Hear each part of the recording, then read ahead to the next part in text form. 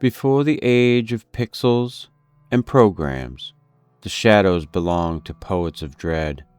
These are the voices of the old masters, authors who glimpsed into the veil and returned with nightmares. From crumbling pages and forgotten tomes, their horrors live again. Welcome to AI Lovecraft, The Elders, where timeless terror is given voice once more. If you enjoy the following story, please like, subscribe, and leave a comment to let me know what you think. Now let's get into today's story. The Old Man of Visions by Algernon Blackwood. The image of Teufelsdrock sitting in his watchtower, alone with the stars, leaped into my mind the moment I saw him, and the curious expression of his eyes proclaimed at once that here was a being who allowed the world of small effects to pass him by, while he himself dwelt among the eternal verities. It was only necessary to catch a glimpse of the bent gray figure, so slight, yet so tremendous, to realize that he carried staff and wallet and was traveling alone in a spiritual region, uncharted and full of wonder, difficulty, and fearful joy. The inner eye perceived this quite as clearly as the outer was aware of his Hebraic ancestry. But along what winding rivers, through what haunted woods, by the shores of what singing seas he pressed forward towards the mountains of his goal, no one could guess from a mere inspection of that wonderful old face. To have stumbled upon such a figure in the casual way, did seem incredible to me even at the time. Yet I at once caught something of the uplifting airs that followed this inhabitant of a finer world, and I spent days, and considered them well spent, trying to get into conversation with him, so that I might know something more than the thin disguise of his holding a reader's ticket for the museum library.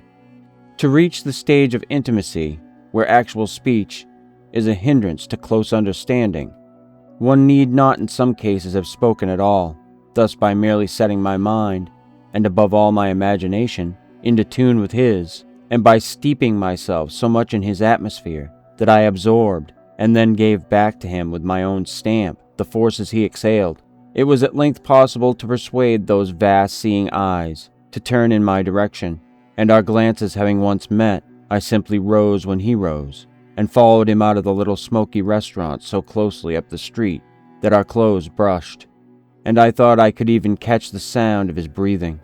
Whether having already weighed me, he accepted the office, or whether he was grateful for the arm to lean upon, with his many years of burden, I do not know. But the sympathy between us was such that, without a single word, we walked up that foggy London street to the door of his lodging in Bloomsbury. While I noticed that at the touch of his arm, the noise of the town seemed to turn into deep singing, and even the hurrying passers-by seemed bent upon noble purposes. And though he barely reached to my shoulder, and his gray beard almost touched my glove as I bent my arm to hold his own, there was something immense about his figure that sent him with towering stature above me, and filled my thoughts with enchanting dreams of grandeur and high beauty. But it was only when the door had closed on him with a little rush of wind, and I was walking home alone, that I fully realized the shock of my return to earth. And on reaching my own rooms, I shook with laughter to think I had walked 1.5 miles with a complete stranger, without uttering a single syllable. Then the laughter suddenly hushed as I caught my face in the glass, with the expression of the soul still lingering about the eyes and forehead, and for a brief moment my heart leaped to a sort of noble fever in the blood, leaving me with the smart of the soul's wings stirring beneath the body's crushing weight. And when it passed, I found myself dwelling upon the only words he had spoken when I left him at the door. "I am the Old Man of Visions, and I am at your service." I think he never had a name, at least, it never passed his lips, and perhaps lay buried with so much else of the past that he clearly deemed unimportant. To me, at any rate, he became simply the Old Man of Visions, and to the little waiting maid and the old landlady he was known simply as Mr. Mr., neither more nor less. The impenetrable veil that hung over his past never lifted for any vital revelations of his personal history, though he evidently knew all countries of the world, and had absorbed into his heart and brain the experience of all possible types of human nature. And there was an air about him not so much of ask me no questions as do not ask me, for I cannot answer you in words. He could satisfy, but not in mere language. He would reveal, but by the wonderful words of silence only. for he was the old man of visions, and visions need no words. Being swift and of spirit moreover, the landlady, poor, dusty, faded woman, the landlady stood in awe, and disliked being probed for information in a passageway down which he might any moment tread. For she could only tell me, "He just came in one night years ago, and he's been here ever since." And more than that, I never knew. Just came in one night, years ago. This adequately explained him, for where he came from, or was journeying to, was something quite beyond the scope of ordinary limited language. I pictured him suddenly turning aside from the stream of unimportant events, quietly stepping out of the world of straining, fighting, and shouting, and moving to take his rightful place among the forces of the still, spiritual region where he felt he belonged by virtue of long pain and difficult attainment. For he was unconnected with any conceivable network of relations, friends, or family, and his terrible aloofness could not be disturbed by anyone unless with his permission and by his express wish. Nor could he be imagined as belonging to any definite set of souls. He was apart from the world, and above it. But it was only when I began to creep a little nearer to him, and our strange, silent intimacy passed from mental to spiritual, that I began really to understand more of this wonderful old man of visions. Steeped in the tragedy, and convulsed with laughter at the comedy of life, he yet lived there in his high attic wrapped in silence, as in a golden cloud. And so seldom did he actually speak to me that each time the sound of his voice that had something elemental in it, something of winds and waters, thrilled me with the power of the first time. He lived like Teufelsdrock, alone with the stars, and it seemed impossible more and more to link him on anywhere into practical dealings with ordinary men and women. Life somehow seemed to pass below him, yet the small, selfish spirit of the recluse was far from him, and he was tenderly and deeply responsive to pain and suffering, and more particularly to genuine yearning for the far things of beauty. The unsatisfied longings of others could move him at once to tears. "My relations with men are perfect," he said one night as we neared his dwelling. "I give them all sympathy out of my stores of knowledge and experience, and they give to me what kindness I need. The outer shell lies with impenetrable solitude, for only so can my inner life move freely along the paths and terraces that are thronged with the beings to whom I belong."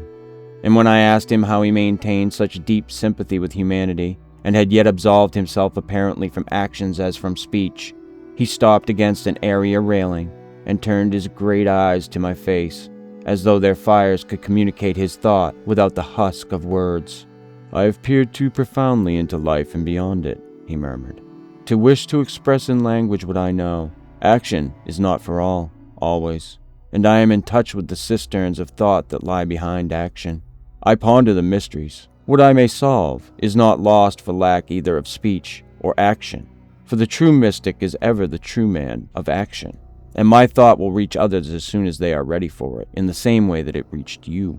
All who strongly yearn must, sooner or later, find me and be comforted."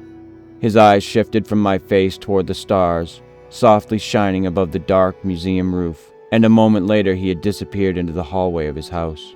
"An old poet who has strayed afield and lost his way," I mused. But through the door where he had just vanished, the words came back to me as from a great distance. A priest, rather, who has begun to find his way.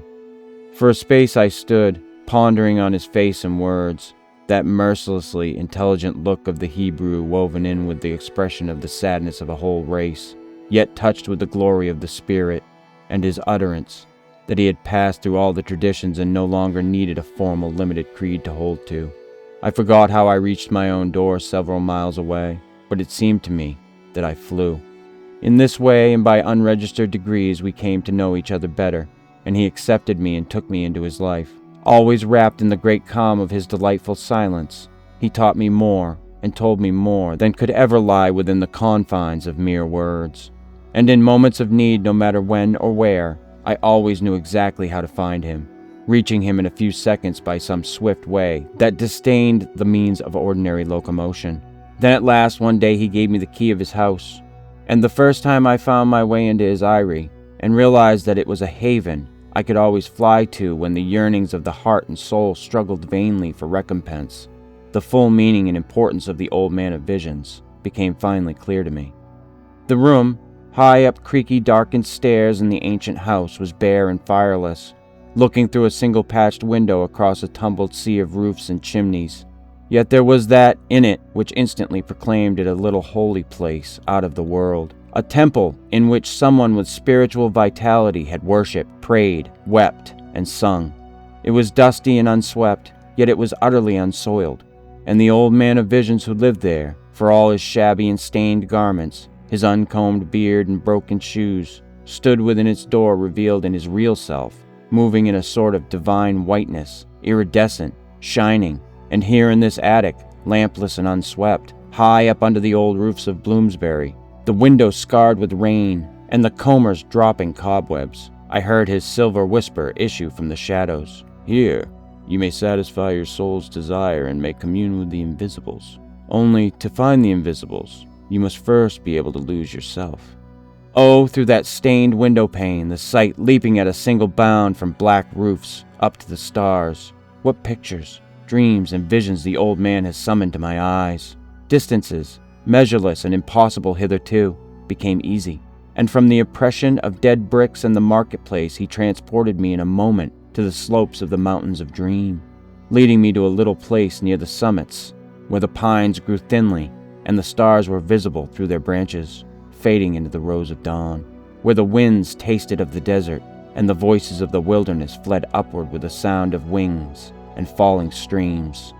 At his word, houses melted away, and the green waves of all the seas flowed into their places.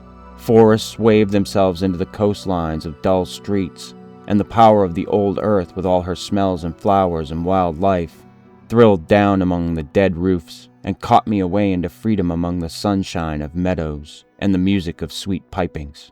And with the divine deliverance came the crying of seagulls, the glimmer of reedy tarns, the whispering of wind among grasses, and the healing scorch of a real sun upon the skin. And poetry such as was never known or heard before clothed all he uttered, yet even then took no form in actual words, for it was of the substance of aspiration and yearning, voicing adequately all the busy, high-born dreams that haunt the soul yet never live in the uttered line. He breathed it about him in the air so that it filled my being. It was part of him, beyond words, and it sang my own longings, and sang them perfectly so that I was satisfied, for my own mood never failed to touch him instantly and to waken the right response. In essence, it was spiritual, the mystic poetry of heaven. Still, the love of humanity informed it, for starfire and heart's blood were about equally mingled there, while the mystery of unattainable beauty moved through it like a white flame.